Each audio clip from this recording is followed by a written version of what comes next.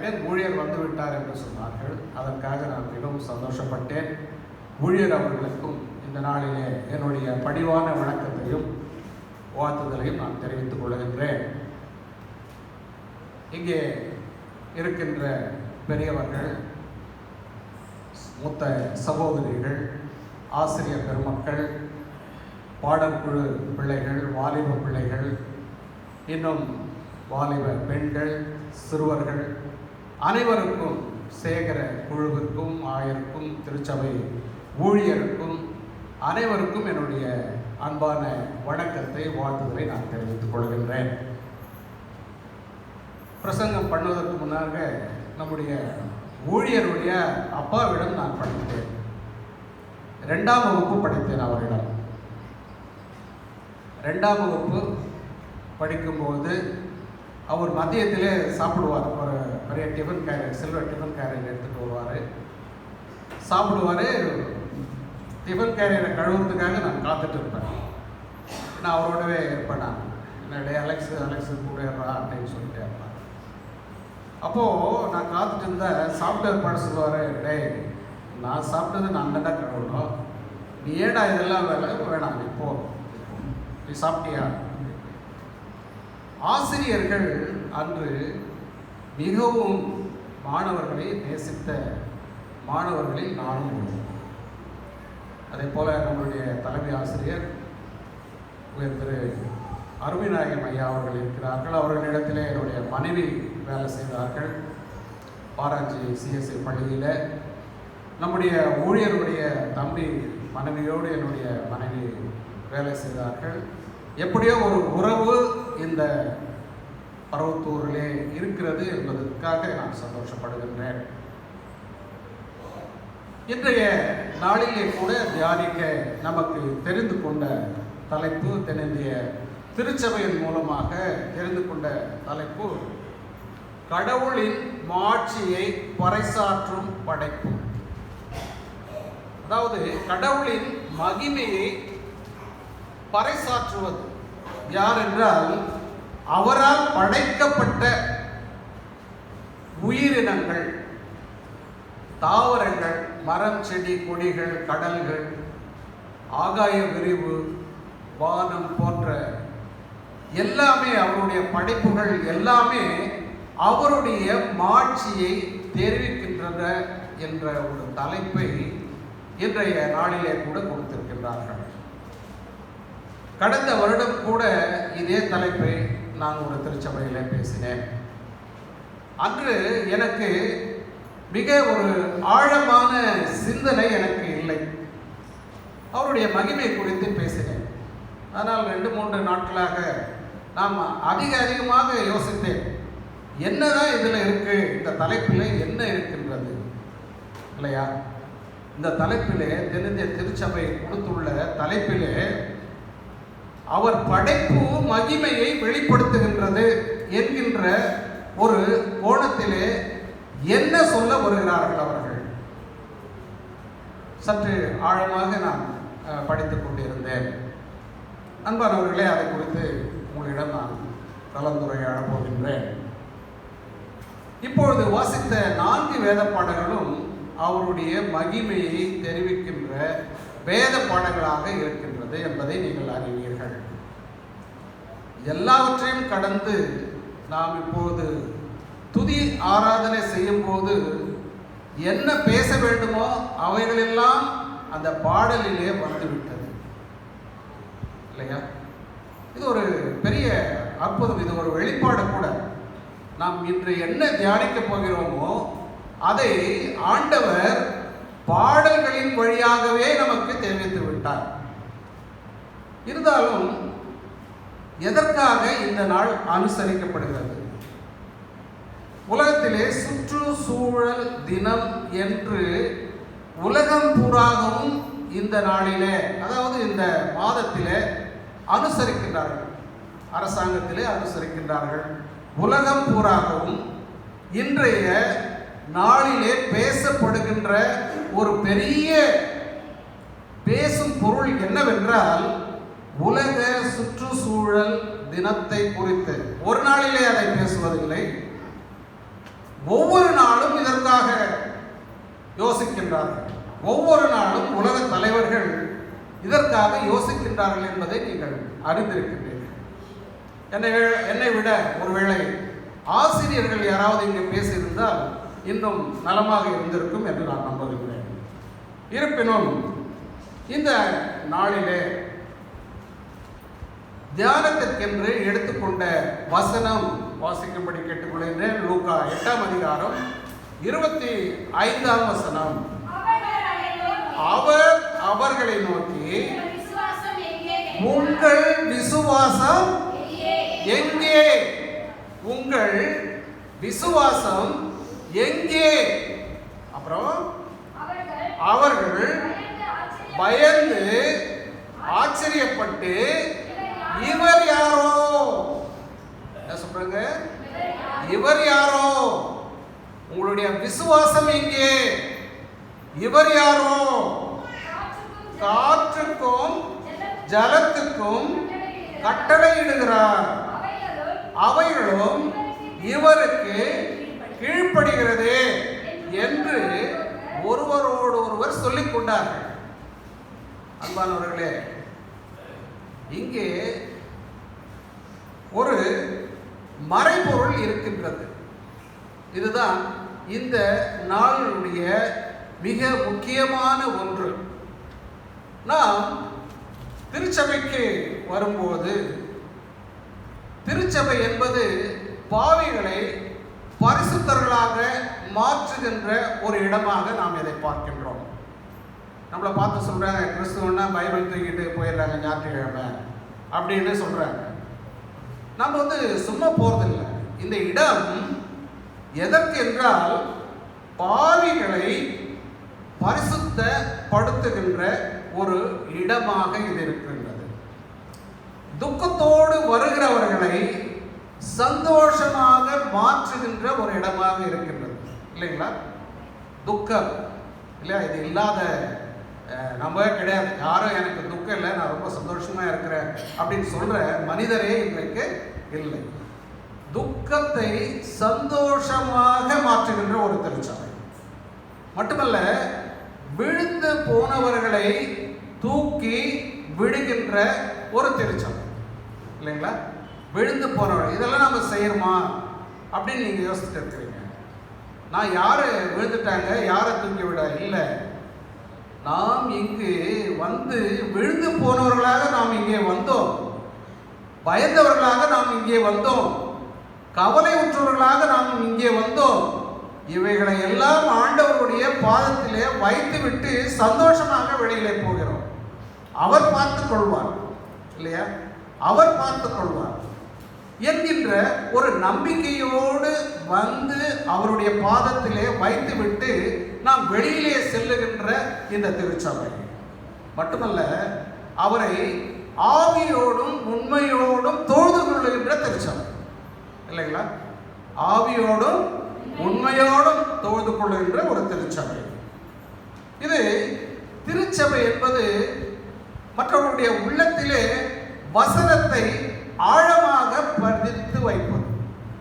என்னுடைய இருதயத்திலே இருக்கின்ற வசனங்களை உங்களுடைய இருதயத்திலே அதை போட்டு அதை நினைவிலே வைத்துக் கொள்வதற்காக நாம் இந்த திருச்சபைக்கு வருகின்றோம். எல்லாவற்றை காட்டிலும் இந்த திருச்சபையில என்ன பேச போகின்றார்கள், என்னுடைய ஆண்டவரை குறித்து என்று தேவ தூதர்கள் நமக்கு முன்பாகவே இங்கு அமர்ந்து விட்டார்கள். என்னுடைய ஆண்டவரை குறித்து இன்றைக்கு பரவத்தூர் வடக்கு திருச்சபையிலே என்ன பேச போகின்றார்கள், அவரை எப்படி மகிமைப்படுத்த போகின்றார்கள் என்று ஆவலோடு நம்மோடு உட்கார்ந்து கொண்டு கேட்டுக்கொண்டிருக்கிறார்கள். அந்த ஒரு நன்மைக்காக நாம் திருச்சபைக்கு வருகின்றோம். ஆனால் இன்றைக்கு கொடுக்கப்பட்டுள்ள தலைப்பு சுற்றுப்புற சூழல். அதாவது கடவுளுடைய படைப்பு எப்படி கடவுளை மகிமைப்படுத்துகிறது என்பதை குறித்து நாம் இங்கு பார்க்கின்றோம். இல்லைங்களா? அதை பற்றி தியானிப்பதற்கு இன்று நாம் இது ஒரு புதிய தலைப்பு தான் நமக்கு. ஆனால் இதிலே புதைந்திருக்கின்ற மிக ஆழமான காரியம் முதலிலே உங்களுக்கு சொல்லிவிடுகின்றேன். விசுவாசம், நம்பிக்கை என்கின்ற ஒரு ஆழமான கருத்தியல் சிந்தனையாக இந்த வசனத்திலே பதிக்கப்பட்டுள்ளது. இந்த நாளினுடைய தியானத்திலே பதிக்கப்பட்டுள்ளது. சுற்றுப்புற சூழல் ஒரு பக்கம் இருக்கட்டும், ஆனால் கடவுள் நமக்கு போதிக்கின்றது விசுவாசத்தையும் நம்பிக்கையும் சுமந்து செல்லுகின்ற திருச்சபை மக்களாக நாம் வாழ வேண்டும் என்கின்ற ஒரு பெரிய ஆழமான கருத்தை போதிக்கின்ற நாளாக, சுவிசேஷ நாளாக, நற்செய்தியின் நாளாக இந்த நாள் இருக்கின்றது. நாம் அதனால தான் படித்தோம், உங்களுடைய விசுவாசம் எங்கே? இல்லை, இவர் யார்? ஆண்டவராகிய கிறிஸ்து, நான் இதை 3 தலைப்புகளிலே உங்களோடு பேச விரும்புகின்றேன். ஒன்று, ஆண்டவர் படைத்த ஒரு அருமையான பாலைவன சோலையை தாவீது எப்படி வர்ணிக்கிறார் என்கின்ற ஒரு காரியத்தை ஒரு சில நிமிடங்கள் மட்டும் சொல்லிவிட போகின்றேன், அது முன்னுரையாக. அடுத்து, கடவுள் படைத்த கடலும் வானும் இயற்கை செல்வங்கள் எப்படி கடவுளை மகிமைப்படுத்துகிறது. அதாவது கடவுள் படைத்த படைப்பு எல்லாம் ஆதியாகமம் 1ஆம் அதிகாரம் 2ஆம் அதிகாரத்தில் இருக்குது. நீங்கள் மிகவும் நன்றாக அறிந்தவர்கள். அந்த பேசாத படைப்புகள் இல்லையா, பேசாத படைப்புகள், இயற்கைகள் எப்படி ஆண்டவரை மகிமைப்படுத்துகின்றது. அடுத்து, பேசுகின்ற நம்மை போல படைப்புகள் ஆண்டவரை எப்படி மகிமைப்படுத்துகிறது. 3வது தலைப்பு, ஆண்டவர் நமக்கு எப்படியெல்லாம் நம்மை படைத்து பாதுகாக்கின்றார் என்கின்ற 3 தலைப்புகளிலே நாம் சிந்திக்க கடமைப்பட்டுள்ளோம். அன்பானவர்களே, தாவீது சவுலால் துரத்தப்படுகின்றார். துரத்தப்படும் போது அவர் பயந்து, அவரோடு இருக்கின்ற ஆட்கள் எல்லாம் சிதறி விடுகிற 2 சாமுவேல்ல இந்த சமாச்சாரம் இருக்கு. அவரோடு இருந்த வீரர்கள் எல்லாம் ஓடி விடுகின்றார்கள். இந்த தாவீது ஒரு பெரிய பாலைவன மேட்டிலே, அந்த மணலிலே போய் நடக்க ஆரம்பித்து விடுகின்றார். பயந்து ஒரு இரவு பூராகவும் நடக்கின்றார். அவருக்கு தண்ணீர் தாகம், நடக்க முடியவில்லை.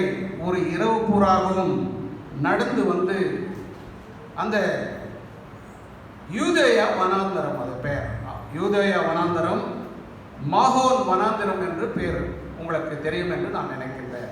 அந்த மாகோன் வனாந்தரத்திலே அவர் நடந்து வந்து இரவெல்லாம் நடந்து அவரால் முடியாமல் மிகவும் மயக்கமடைந்து ஒரு இடத்திலே வீழ்ந்து விடுகின்றார். வீழ்ந்து அநேக மணித்துளிகள் அவர் அப்படியே மயக்கத்திலே இருக்கும்போது காலையிலே அவருடைய முகத்திலே பனித்துளிகள் அவருடைய முகத்திலே விழுகின்றது. ஆண்டவர் படைத்த அந்த பனித்துளிகள் அவருடைய முகத்திலே விழுகின்றது.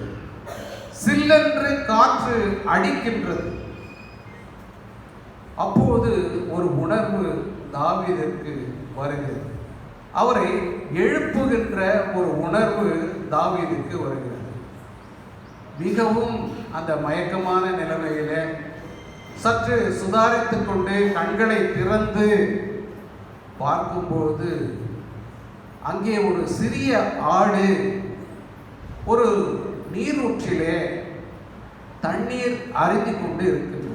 ஒரு சிறிய ஆடு நீரூற்றிலே தண்ணீர் அருந்தி கொண்டு இருக்கிறது.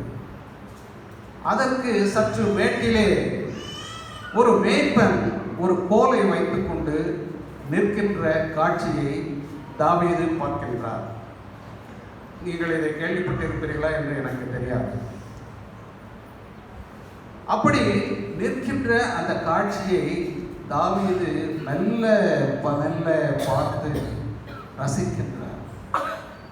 ஆண்டவரே, நீர் ஒரு சிறிய ஆட்டுக்குட்டிக்கு நீர் இப்படி ஒரு நீரை கொடுத்து அதற்கு ஒரு மேய்ப்பனை கொடுத்து அவன் கையிலே பாதுகாப்புக்கு ஒரு கோலை கொடுத்து அந்த சிறிய ஆட்டுக்குட்டியை நீர் காப்பாற்றுகிறீர் என்றால் என்னை காப்பாற்றாமல் நீர் விடமாட்டீர் என்கின்ற அந்த விசுவாசத்தையும் நம்பிக்கையையும் அங்கு அவர் நினைத்துக் கொள்ளுகின்றார், அதை பழக்கிக் கொள்ளுகின்றார். அவர் ஏற்கனவே விசுவாசத்தையும் நம்பிக்கையும் உடையவர்தான். இந்த காட்சி தான் மயங்கி கிடந்த நிலையிலே கண்ணை திறந்து பார்க்கும்போது அவர் பார்க்கின்ற இந்த காட்சி அவருடைய மனதிலே, ஆண்டவரே, நீர் இந்த சிறிய ஆட்டுக்குட்டிக்கே இப்படிப்பட்டதான ஒரு உதவியை நீர் செய்கின்றீரே, எனக்கு செய்யாமல் இருப்பீரா என்று ஒரு நம்பிக்கையை அங்கே ஏற்படுத்திக் கொள்கின்றார். அன்பானவர்களே, அந்த இடம் என்கேதி என்கின்ற இடம், என்கேதி என்கின்ற ஒரு இடம், மிகவும் அழகான பாலைவன சோலை. அங்கே ஆலவித்தி என்கின்ற ஒரு ஆறு ஓடுகின்றது. அங்கே அந்த வனாந்தரத்திலே நீரூற்று மட்டுமல்ல, பேரிச்சம்பழம், புல்தரை, திராட்சை தோட்டங்கள், ஒலிவ மரம் என்று ஒரு அழகான பாலைவன சோலை அங்கே இருக்கின்றதை அவர் எழுந்து பார்த்து ரசிக்கின்றார். தன்னுடைய பசியை அவர் ஆற்றிக் கொள்ளுகின்றார். அன்பானவர்களே, அங்குதான் சங்கீதம் 23ஆம் சங்கீதத்தை அவர் பாடுகின்றார். படிப்போம். கர்த்தர் என் மேய்ப்பராயிருக்கிறார், நான் தாட்சியடையேன். அவர் என்னை புல்லுள்ள இடங்களில் மேய்த்து அமர்ந்த தண்ணீர் அண்டையில் என்னை கொண்டு போய் விடுகிறார். அவர் என் ஆத்மாவை தேற்றி தம்முடைய நாமத்தின் நிமித்தம் என்னை நீதியின் பாதையில் நடக்கிறார். நான் மரண இருளின் பள்ளத்தாக்கிலே நடந்தாலும் பொல்லாப்புக்கு பயப்படைய தேவரீர் நீர் என்னோட கூட இருக்கிறேன், கோலும் தடியும் என்னை தேற்றும் என்ற ஒரு அருமையான சங்கீதத்தை எங்கு பாடுகின்றார் என்றால், அங்கே ஆண்டவரால் படைக்கப்பட்ட அந்த கிரியைகளை பார்த்து அவர் ரசித்து அவருடைய மனதிலே ஆண்டவருக்கு நன்றி சொல்லுகின்ற மட்டுமல்ல, நம்பிக்கையை தன்னுடைய உள்ளத்திலே ஏற்படுத்தி கொள்ளுகின்ற ஒரு பெரிய ஆற்றலை, பெரிய நம்பிக்கையை, பெரிய விசுவாசத்தை ஒரு அரசன் அங்கே காணுகின்றார். அன்பானவர்களே, படைப்பின் அதிசயம். இதை நான் என்ன சொல்ல வேண்டும் என்று, முகவுரையாக என்ன சொல்ல வேண்டும் என்று நான் மிகவும் யோசித்துக் கொண்டிருந்தேன். இந்த முகவுரை என்ன சொல்ல வேண்டும் சாமி, நான் ஒரு ஆரம்பிக்கும் போது மக்களுடைய உள்ளத்திலே உடைய கிரியைகளை பற்றி நான் சொல்ல வேண்டும் என்றால் எதை சொன்னால் சரியாக இருக்கும் என்று நான் ஜெபித்து விட்டு இரவு படுத்து விட்டேன்.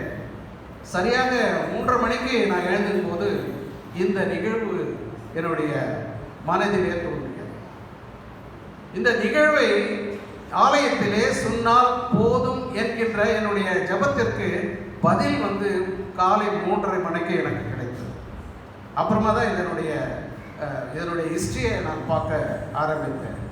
அன்பானவர்களே, இந்த முகவரை நமக்கு ஒரு பக்கம் இருக்க, ஆண்டவர் இந்த நாளில் இருக்கின்ற ஒரு பொருள் அடக்கத்தை எப்படியெல்லாம் சொல்லுகின்றார் என்றால், நம்முடைய போப் பிரான்சிஸ் அவர்கள் சொல்லுகின்றார், மனிதன் வாழுகின்ற இந்த பூமியில் கடவுளின் படைப்பை பாதுகாக்க வேண்டும் என்று உலகம் பூராகவும் அவர் சொல்லிக் கொண்டிருக்கின்றார்.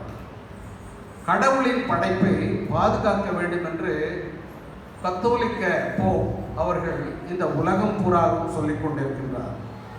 அதே போல பௌத்த மதத்தை சேர்ந்த தலாய் லாமா என்ன சொல்லுகின்றார் என்றால், இந்த இயற்கையை நம்முடைய கலாச்சாரத்தோடு சேர்ந்து பாதுகாக்க வேண்டும் என்று சொல்லுகின்றார். ஒரு அமெரிக்க பிலாசபர் சொல்லுகின்றார், இந்த இயற்கையை, அவர் பெயர் ஓசன் நாஸ் என்று பெயர், அவர் மதம் சார்ந்த இயற்கையினுடைய வெகுமதியை சிலர் இயற்கையை வணங்குகின்றார்கள், அவர்கள் அவிவிசுவாசிகள். ஆனால் நாம் இயற்கையை படைத்த கடவுளை தொழுகின்றோம். நாம் யார் என்றால் விசுவாசிகள் என்கின்ற ஒரு பெரிய கருத்தை அவர் பதிவு செய்கின்றார். அன்பானவர்களே, நமக்கு நேரமாகின்றபடியால் மறுபடியுமாக நான் தலைப்புக்கு செல்லுகின்றேன். Why God created nature? கடவுள் இயற்கை படைப்பை ஏன் படைத்தார்? அது எப்படி ஆண்டவருடைய மகிமையை வெளிப்படுத்துகின்றது என்பது நாம் வேதத்தின் மூலமாக பார்க்கும்போது சங்கீதம் 19:1 நாம் வாசித்த சங்கீதம் 19:1 வானங்கள் தேவனுடைய மகிமையை வெளிப்படுத்துகின்றது, ஆகாய விரிவு அவருடைய கரங்களின் கிரியையை அறிவிக்கின்றது. இந்த இயல்பான உலகம் தேவனுடைய மகிமையையும் வல்லமையையும் வெளிப்படுத்துவதாக யூதேய கிறிஸ்தவர்கள் நம்புகின்றார்கள். நாமும் நம்புகின்றோம். நாம் என்றைக்குமே அது போல சிந்தித்து பார்த்ததில்லை. வானமாக மேலே ஃப்ளைட்டு போகுது, நட்சத்திரம் இருக்குது, சூரியன் இருக்குது, நிலவு இருக்குது, அப்படிதான் நாம் சிந்தித்து கொண்டிருக்கின்றோம் என்றால், இங்கே தாவீது அரசன் எழுதுகின்ற இந்த 19:1 வானங்கள் தேவனுடைய மகிமையை அது சும்மா இல்லைங்க, அது பேசல, வானம் பேசவில்லை, ஆனால் தேவனுடைய மகிமையை வெளிப்படுத்தி கொண்டே இருக்கின்றது. ஆகாய விரிவு அவருடைய கரங்களின் கிரியையை அறிவித்துக் கொண்டிருக்கிறது. அவர் இப்படிப்பட்டதான நோக்கங்களுக்காக தான் இந்த இயற்கையை படைத்திருக்கின்றார். அதை சிந்திக்கின்ற நாளாக தென்னிந்திய திருச்சபை நமக்கு வகுத்து கொடுத்திருக்கின்றது. அன்பானவர்களே, அதே போல சங்கீதம் 89:5 சங்கீதம் 89:5 படிப்போம். கர்த்தாவே வானங்கள் உம்முடைய அதிசயங்களை துதிக்கும், பரிசுத்தவான்கள் சபையிலே உம்முடைய உண்மை விளக்கும். அன்பானவர்களே, மறுபடியும் சங்கீதக்காரர் சொல்கின்றார், வானங்கள் உம்முடைய அதிசயங்களை, ஒன்று மகிமையை வெளிப்படுத்துகின்றது, தேவனுடைய கரங்களின் கிரியையை வெளிப்படுத்துகின்றது. இப்பொழுது அதிசயங்களை, தேவனுடைய அதிசயங்களை வானம் சொல்லுகின்றது என்று சொல்லுகிறார். சங்கீதம் 56 நாம் பார்ப்போம். சங்கீதம் 56 வானங்கள் அவருடைய நீதியை அறிவித்துக் கொண்டிருக்கிறது. தேவன் ஒரு நியாயாதிபதி என்பதை இந்த வானம் அறிவித்துக் கொண்டே இருக்கிறது, இல்லையா? அதுக்கெல்லாம் வசனம் இருக்கிறது, பிரசங்கம் இருக்கிறது. அன்பானவர்களே, தேவனுடைய படைப்புகள் இப்படிப்பட்டதான ஒரு பெரிய வாக்கியத்தை உடையதாக இருந்து கொண்டிருக்கிறது. நாம் மனிதர்கள் மட்டும் அவரை துதிக்கவில்லை. வானங்கள், நட்சத்திரங்கள், ஆகாய விரிவுகள், கடலில் இருக்கின்ற அனைத்து உயிர்களும் அவருடைய மகிமையை வெளிப்படுத்தி கொண்டே இருக்கின்றது என்பதை நாம் இந்த நாளிலே தெரிந்து கொள்ள வேண்டிய நற்செய்தியாக இருக்கின்றது. அடுத்து, கடவுள் ஏன் மனிதனை படைத்தார்? இல்லைங்களா? ஒவ்வொன்றுக்கும் ஒரு விளக்கம் இருக்கிறது. கடவுள் ஏன் மனிதனை படைத்தார்? முதல் நம்ம ஒரு பாலைவன சோலை குறித்து தாவீது என்ன சொன்னார் என்பதை பார்த்தோம். அடுத்து, கடவுள் படைத்த பேசாத இருக்கின்ற அந்த படைப்புகள் கடவுளை குறித்து என்ன வெளிப்படுத்துகிறது என்பதை பார்த்தோம். அடுத்து, கடவுளால் படைக்கப்பட்ட இந்த மனித இனம் ஏன் படைக்கப்பட்டது, இதை குறித்து ஒரு முறை நான் பேசியிருக்கின்றேன். கடவுள் ஏன் மனிதனை படைத்தார்? படிப்போம். மல்கியா 2:15 பேஜ் 1105. அவர் ஒருவனை அல்லவா படைத்தார், ஒருவனை அல்லவா படைத்தார். அடுத்து, ஆவி அவரிடத்தில் பரிபூரணமாய் இருந்ததே, பின்ன ஏன் அவர் ஒருவனை மட்டும் படைத்தார்? தேவ பக்தியுள்ள சந்ததியை பெரும்படிதானே.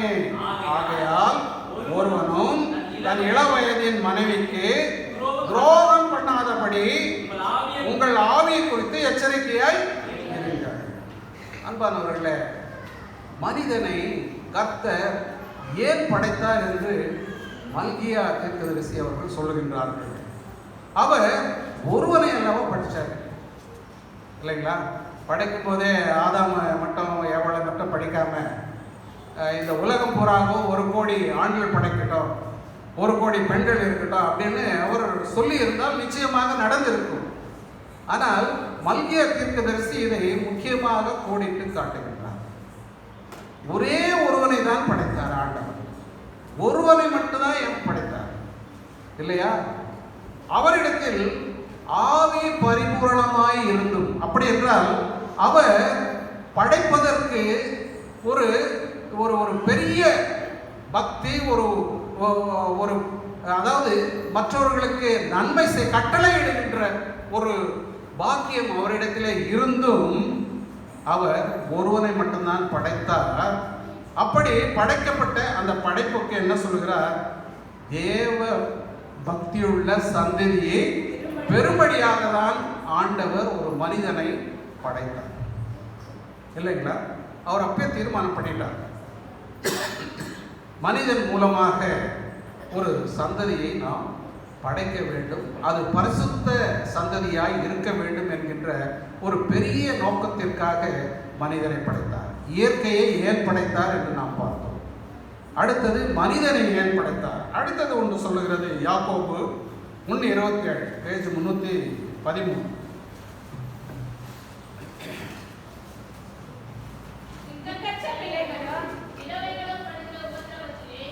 திக்கற்ற பிள்ளைகளும் விதவைகள் படுகிற உபத்திரவத்திலே அவர்களை விசாரிக்கிறதற்கும் உலகத்தால் கரைபடாதபடிக்கு தன்னை காத்துக் கொள்ளுகிறதுமே பிதாவாகிய தேவனுக்கு முன்பாக மாசில்லாத சுத்தமான பக்தியாய் இருக்கிறது. அன்பானவர்களே, அடுத்த அவருடைய நோக்கம் ஒரு மனிதனை படைத்தது விதவைகளை ஆதரிப்பது, திக்கற்ற பிள்ளைகளை ஆதரிப்பது இல்லையா? அதை நாம் செய்து கொண்டிருக்கின்றோமா? அதான் இந்த நாளுடைய சிந்தனை. பரிசுத்த பிள்ளைகளை நாம் பெற்றுக்கொண்டிருக்கின்றோமா? வளர்த்து கொண்டிருக்கின்றோமா? திக்கற்றவர்களுக்கு நாம் உதவி செய்கின்றோமா? கைவிடப்பட்டவர்களுக்கு நாம் உதவி செய்கின்றோமா? கவலையுற்றோருக்கு நாம் உதவி செய்கின்றோமா? அப்படிப்பட்ட சந்ததியாக மனிதனை படைக்க வேண்டும் என்கின்ற அவருடைய நோக்கத்தை நாம் நிறைவேற்றிருக்கின்றோமா? அதுதான் இந்த நாளுடைய நற்செய்தியும் சிந்தனையுமாக இருக்கின்றது.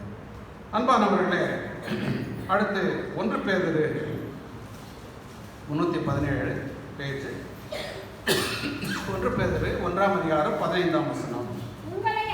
உங்களை அழைத்தவர் பரிசுத்தராய் இருக்கிறது போல நீங்களும் உங்கள் நடக்கைகள் எல்லாவற்றிலேயும் பரிசுத்தராய் இருக்கும். He called for you holy இல்லையா?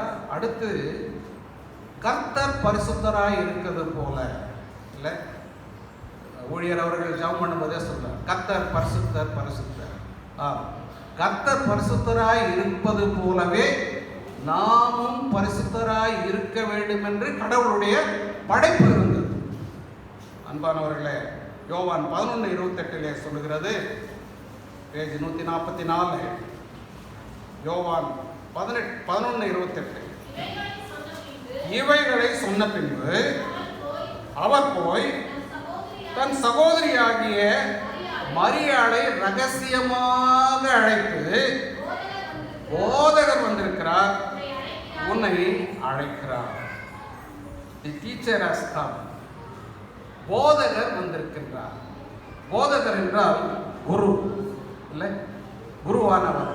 நம்முடைய ஆயரை குருவானவர் என்று அழைக்கின்றோம். ஆதியிலே ஆசிரியர்களை குரு என்றுதான் அழைத்தார். குரு என்கின்ற பதம் ஒரு சான்ஸ்கிரிட் பதம் இருந்தாலும் கு என்பதற்கு அழித்தல் என்று பெயர். தமிழ் ஆசிரியர்களுக்கு இருப்பார்கள் என்று நம்புகின்றேன். கு என்றால் அழித்தல், வேறு உருவாக அவர்களை மாற்றுதல். இப்படிப்பட்ட பணிகளை செய்கின்றவர் தான் குரு. ஆக்கல், அழித்தல், ரட்சித்தல் போன்ற காரியங்களை செய்கின்றவர் தான் குரு. அப்படிப்பட்ட குரு வந்திருக்கின்றார் என்று மரியாளுடைய வீட்டிலே ஒரு சத்தம் கேட்கின்றார் இல்லையா? அப்படி ஆக்கலும் அழித்தலும் ரட்சிக்கின்றவருமாகிய ஆண்டவராகிய இயேசு கிறிஸ்து இந்த மனிதனை அவரை போலவே படைத்தார். மனிதன் அவருடைய சுபாவத்தை போலவே இருக்க வேண்டும் என்று அவர் நினைத்தார். அதனாலதான் மனிதனை ஞானமாய் படைத்தார்.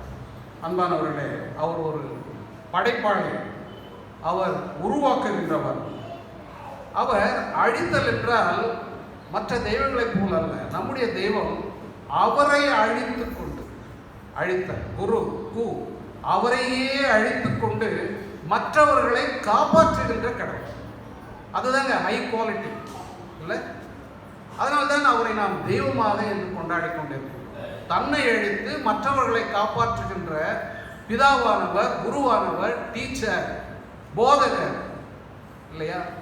அந்த அப்படிப்பட்ட போதகர் மனிதனை படைத்தது இப்படியெல்லாம் வாழ வேண்டும் என்கின்ற ஒரு பெரிய நோக்கத்தோடு ஆண்டவர் நம்மை எல்லாம் படைத்திருக்கின்றார். அடுத்து அன்பானவர்களே, ரோல் ஆஃப் காட், கடவுளுடைய ரோல், அவருடைய எண்ணம் என்னவென்றால், நாம் வாசிக்க கேட்ட லூக்காவிலே 8ஆம் அதிகாரம் வாசிக்க கேட்ட வேத பகுதியிலே நாம் ஒரு 5 வசனங்களை நாம் படித்தோம். அதே போல மார்க் 4ஆம் அதிகாரத்திலேயும் அந்த வசனங்கள் இருக்கின்றது. கொஞ்சம் மாற்றம் மார்க்கில் கொஞ்சம் தெளிவாக இருக்கின்றது. அன்பானவர்களே, இங்கே ஆண்டவர் தன்னுடைய கிரியைகள் என்று சொல்லப்படுகின்ற இயற்கையை படைத்தார். ஒன்று. இரண்டாவது, மனிதனை படைத்தார். மூன்றாவது, இந்த நிகழ்விலே தான் படைத்த மனிதன் அங்கே இருக்கின்றார். தான் படைத்த அந்த கடல் அங்கே இருக்கின்றது. ஆண்டவர் இருக்கின்றார். 3 பேரும் ஒன்றாக சந்திக்கின்ற ஒரு இடமாக இருக்கிறது. ஒருவேளை இந்த கதையெல்லாம் நீங்கள் சண்டே ஸ்கூல் பிள்ளைகளுக்கு சொல்லியிருப்பீங்க இல்லை? எல்லாம் அனைவருக்கும் தெரிந்த ஒரு இல்லையா கருத்தாக இருக்கும் என்று நான் நினைக்கின்றேன். இதை தான் நமக்கு இன்றைக்கு வேத பாடமாக நாம் சிந்திக்க அழைக்கப்பட்டிருக்கின்றோம்.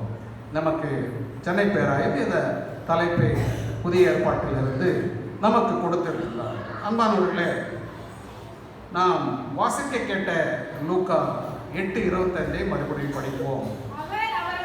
அவர் அவர்களை நோக்கி, உங்கள் விசுவாசம் எங்கே?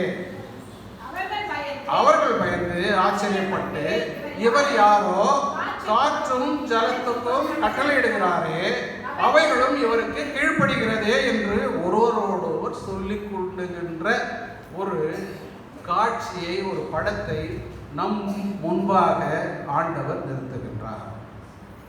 அன்பானவர்களே, திருமறையில் படைக்கப்பட்ட இந்த பேசாத இயற்கை அன்று பேசாமலே ஒரு பயத்தை உருவாக்குகின்றது. ஆண்டவரால் படைக்கப்பட்ட மனிதன் தன்னுடைய சிந்தனையை இழந்து, தன்னுடைய நிலையை இழந்து பயப்படுகின்ற ஒரு சூழ்நிலை அந்த படகிலே இருக்கிறது.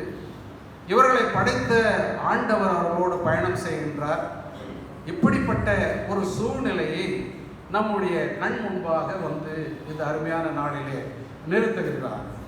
அவர் சொல்லுகின்றார், புறப்படும் போது அக்கறைக்கு போவோம் வாருங்கள் என்று சீஷரை அழைக்கும் போது அவர்கள் உடனே கீழ்ப்படிந்தார் இல்லையா?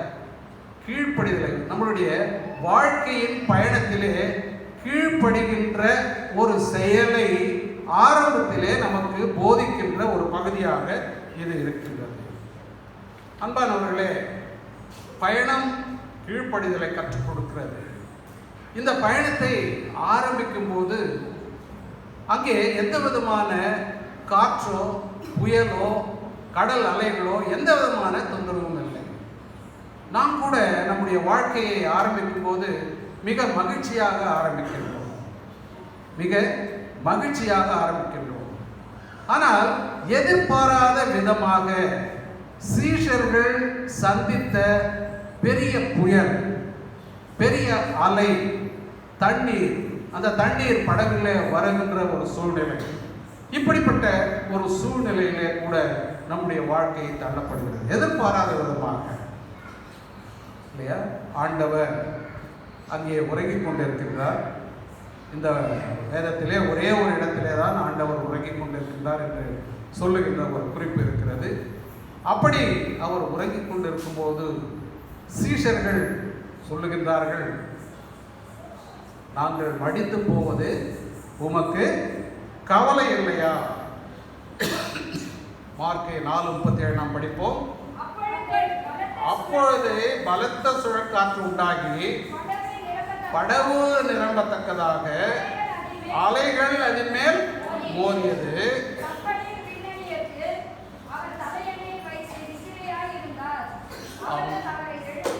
போதுங்க.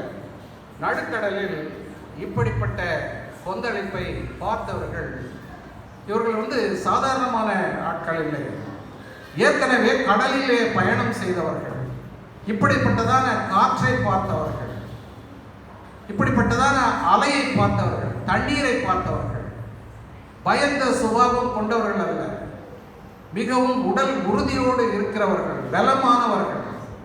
அப்படிப்பட்டவர்களே இப்படிப்பட்ட ஒரு சூழ்நிலை, கடல் காற்றும் கொந்தளிப்பும், தன்னுடைய படகிலே பயணிக்கின்ற படகிலே தண்ணீர் வந்த பிற்பாடு இதுதான் நமக்கு கடைசி நாள், நாம் முழுகி விடுவோம், நாம் இறந்து விடுவோம் என்கின்ற ஒரு சூழ்நிலையை ஏற்பட்டிருக்கும் பொழுது, அப்போதுதான் அவர்கள், போதகரே, நாங்கள் மடிந்து போவது உமக்கு கவலை இல்லையா?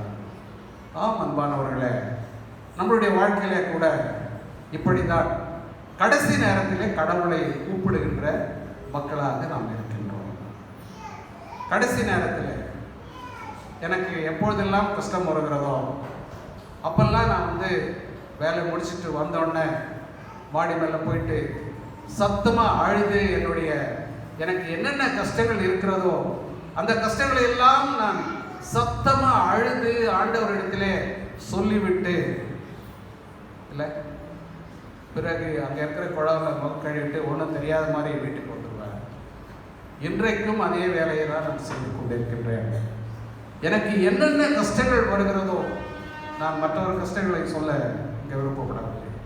எனக்கு போன வாரம் கூட அப்படிப்பட்டதான ஒரு கஷ்டம், மன கஷ்டம் வரும்பொழுதெல்லாம் ஆண்டவரிடம் சொல்வதை தவிர மனிதர்களிடத்திலே சொன்னால் வெற்றி அடையாது. ஆண்டவரிடத்திலே சொல்லும் போது ஒரே ஒரு செகண்ட் தாங்க, ஒரே சரியான ஒரு விடுதலை, சமாதானம் கிடைத்துவிடும் என்கின்ற ஒரு படத்தை தான் இந்த நாளிலே காண்பிக்கின்றார். கடைசி நேரத்திலே சீஷர்கள் எப்படி தங்களுடைய கவலையை, கண்ணீரை அடித்து விடுவோம், middle of the sea, middle of the water, middle of the life அழிந்து விடுவோம் என்கின்ற ஒரு சூழ்நிலை வரும்போது போதகரே என்று அழைக்கின்ற ஒரு சூழ்நிலை ஆண்டவர் அப்போதுதான் சொல்லுகின்றார், ஏன் பயப்பட்டீர்கள்? உங்களுக்கு விசுவாசம் இல்லையா? நான் இருக்கின்றேன், ஏன் பயப்பட்டீர்கள்? நீங்கள், அதாவது அவர் சொன்ன மாதிரி இல்லை, இந்த சீஷர்கள் ஆண்டவராகிய இயேசு கிறிஸ்து செய்த அற்புதங்களை எல்லாம் நேரடியாக பார்த்தவர்கள். 5 அப்பம் 2 மீனை பகிர்ந்து கொடுக்கும் போது கூடவே சாப்பிட்டவர்கள், கூடவே உறங்கினவர்கள், கூடவே நடந்தவர்கள், அவருடைய அற்புதங்களை எல்லாம் பார்த்த மக்கள், சீஷர்கள் அந்த நேரத்திலே மிகவும் கவலையாக மாறுகின்ற ஒரு சூழ்நிலை எதற்காக காட்டுகின்றார் என்றால், ஆண்டவர் இயற்கையை வைத்து ஒன்றை கற்பிக்கின்றார். உங்களுக்கு ஏன் விசுவாசம் இல்லை? உங்களுக்கு ஏன் நம்பிக்கை இல்லை? நான் உங்களோடு இருக்கிறேன் அல்லவா, நான் பயணிக்கின்றேன் அல்லவா, நீங்கள் பயப்பட வேண்டிய அவசியம் என்ன இருக்கிறது? அன்பானவர்களே, இப்படிதான் அரைகுறை விசுவாசம் நமக்குள்ளே இருப்பதினால் இப்படிப்பட்ட சூழ்நிலைகள் நமக்கு வந்து கொண்டிருக்கின்றது, இல்லையா? நிறைய பேர் ஜெபம் பண்ணுங்க கொஞ்சம் சொல்லுவாங்க. இப்போ நம்ம ஜெபம் பண்ணி ஒன்றும் ஆகப்படல, அவங்களுக்கு ஃபஸ்ட்டு விசுவாசம் வேண்டும். அந்த விசுவாசத்தின் மூலமாக தான் ஜெபம் செய்ய நம்மை அழைக்கின்றார்கள். அன்பானவர்களே, கடைசி நேரத்தில் ஆண்டவரை கூப்பிட்ட சீஷர்களை போல இல்லாமல் எப்பொழுதும் ஆண்டவரை துதிப்பதற்காக நம்மை கடவுள் படைத்திருக்கின்றார். அதான் எப்பொழுதும் கடவுளை துதித்துக் கொண்டே இருக்க வேண்டும். நான் ஏற்கனவே கூட சொன்னேன், எப்படி அதை ப்ராக்டிஸ் பண்ணிக்கிறது. எப்பொழுதும் எப்படி இதே வேலையா எனக்கு, நான் ஆஃபீஸ் போகிறேன், நான் வந்து சமைக்கிறேன், நான் வந்து ஸ்கூல் போகிறேன், காலேஜுக்கு போகிறேன், நான் ஊழியம் பண்ணுறேன், எப்பொழுதும் எப்படி நாம் துதிப்பது இல்லை. நான் ஏற்கனவே கூட எங்கள் திருச்சபையில், நான் மற்ற திருச்சபையில் சொல்கிறது, ஒரு காகிதம் பொறுக்கிறவன் போனாலும் கூட அவனுக்காக நாம் ஜெபிக்க வேண்டும். இன்றைக்கு இந்த காகிதம் பொறுக்கின்ற, பாட்டிலை பொறுக்கின்ற இந்த தொழிலாளிக்கு இன்றைக்கு ஒரு முழு ஊதிய அளவு கிடைக்க வேண்டும் இல்லையா? நம்ம மற்றவர்களுக்காக இறங்கி ஜெபிக்கணும். இது என்ன ஒரு நிமிஷம் ஜெபிக்க போகிறோம், அவருக்கு இன்னைக்கு நல்ல பணம் கிடைக்கணும், ஒரு 500 ரூபாய் 700 ரூபாய் கிடைக்கணும், ஜெபிக்கலாம். ஒரு 108 போகும்போது ஆர்ன் சத்தம் கேட்டோன்னே ஜெபிக்கலாம். ஒரு கல்யாண நோட்டீஸ் கொடுக்கும்போது உடனே ஜெபிக்கலாம் இல்லையா? எது வந்து நம்ம கிட்ட கையில் கிடைக்கணும், பர்த்டே உடனே ஜெபிக்கலாம். நீங்கள் அவங்க கொடுக்கும்போது இல்லை, போன ஏற்பாடு, இந்த கல்யாணம் நல்லா நடக்கணும் சாமி, நல்ல குழந்தை பிறக்கணும் சாமி, இல்லை நல்லா படிக்கணும், இந்த தம்பி நல்லா படிக்கணும்.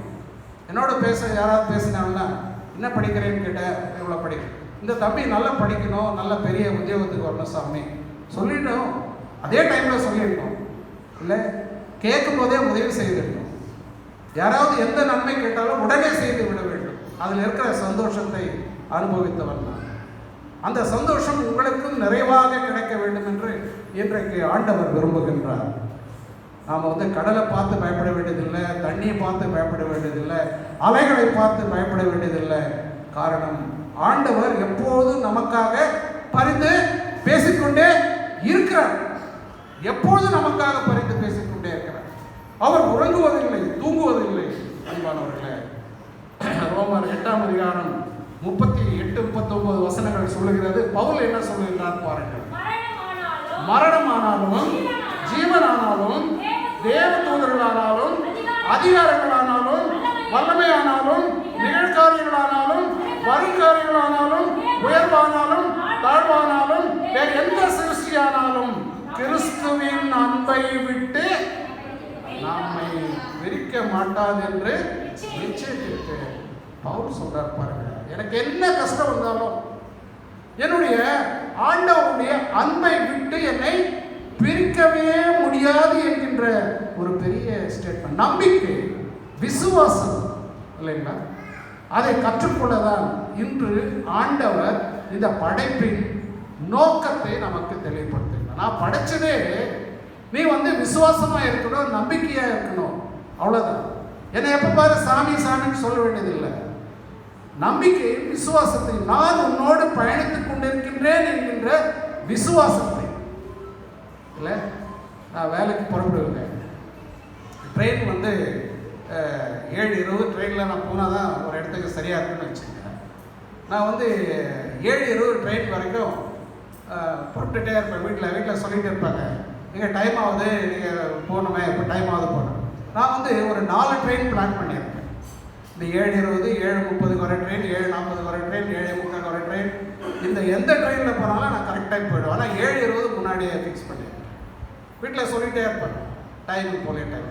நாங்கள் கடவுள்கிட்ட சொல்லிட்டோம், சாமி சரியான டைமுக்கு போகணும் இல்லை. இன்றைக்கு கூட ஊழியர் ஒரு வேளை வந்திருக்கிறாரா என்று எனக்கு தெரியாது. ஒருவேளை நம்ம ஆர்டர் ஆஃப் சர்வீஸ் எடுக்கணுமா, சாமி என்னை டைமுக்கு எட்டு போய் விட்டுறாங்க. நான் வீட்டில் போகும்போது 8:23, 7 நிமிஷம் தான் இங்கே இருக்குது. சார்லஸ் ஐயா சொல்லுவார், கரெக்டாக நம்ம வந்து 8:30 ஆரம்பிச்சுங்க ஐயா, சர்ச்சு கரெக்டாக ஆரம்பிச்சுன்னு சொல்லுவார். அதனால் 8:23 போடுறது 7 நிமிஷம் தான் இருக்குது. எனக்கு இந்த பக்கம் வந்து வழியை நான் விட்டுட்டேன் இல்லை. ஒருத்தர் கேட்டேன், மாடு ஓட்டிட்டு போகிறேன், கேட்டேன், இந்த பருவத்தூர் வடக்கு போகிறோம் சார், இந்த பக்கம் தான் சார் போகணுன்றார். ஆனால் அந்த பக்கம் போனதில்லை. மிஸ்டர் ரவி அட்வொகேட் வீடு இந்த இங்கே தான் சார் இருக்குது, அங்கே தான் நீங்கள் போவோம் அப்படின்னா அவரே நம்பாமல் கொஞ்சம் வந்து அப்படி வழி கண்டுபிடிச்சிட்டு, எனக்கு கொஞ்சம் அந்த மாதிரி ஒரு போன முறை வரும்போது கூட நான் நேராக அக்கச்சவுக்கு போயிட்டேன். அதுக்கப்புறம் திரும்பி வந்தேன். அன்பானவர்களே, திரும்பி வந்தாலும் கரெக்ட் டைமுக்கு இங்கே வந்துட்டுன்னு சொல்கிறதுக்காக சொல்கிறேன். கடவுள்கிட்ட சொல்லும்போது, சாமி நான் கரெக்ட் டைம் போகணுன்னா கரெக்ட் டைம் என்னை எடுத்து வந்து இங்கே விட்டுட்டார். இல்லை 7 நிமிஷமாக இருந்தாலும் 5 நிமிஷமாக இருந்தாலும் வழியில் எங்கேயே பிரச்சனை இல்லாமல், இல்லை ரோடு வரணுன்னா வளைஞ்சு வரணும். எனக்கு வளைஞ்சு ஓட்டுறது வழி தெரியாது, கரெக்டாக ஓட்ட தெரியாது. இருந்தாலும் ஆண்டவர் சரியான டைம் எல்லாத்துக்கும் அவர்கிட்ட பேசிட்டே இருங்கன்னு சொல்ல வரேன். என்னை பற்றி நான் உயர்வாக சொல்லலை, நான் என்ன கடைப்பிடிக்கின்றேனோ அதை உங்களிடம் சொல்லுவேன். எப்பொழுதும் ஆண்டவரிடத்திலே பேசிக்கொண்டே இருக்கிற, உங்களுடைய பிள்ளைகளை பற்றி பேசிக்கொண்டே இருக்கணும், உங்களுடைய கல்வியை பற்றி பேசிக்கணும், நீங்கள் பேசிக்கொண்டே இருக்கணும். தாவீது அப்படிதான் பேசுகிறான், இல்லை அதெல்லாம் சொல்றதுக்கு டைம் இல்லை. அன்பானவர்களே, இந்த அருமையான நாளில் சங்கீதம் 121 நாம் கடைப்பிடிப்போம். சங்கீதம் 121 என்ன சொல்லுகின்றது? அதில் நம்பிக்கையும் விசுவாசத்தையும் விதைத்திருக்கிறது. படிக்கலாம். 1ஆம் வசனம். எனக்கு ஒத்தாசை வரும் பர்வதங்களுக்கு நேராக என் கண்களை எடுக்கிறேன். வானத்தையும் பூமியையும் படைத்த கர்த்தரிடத்தில் இருந்து எனக்கு ஒத்தாசை வரும்.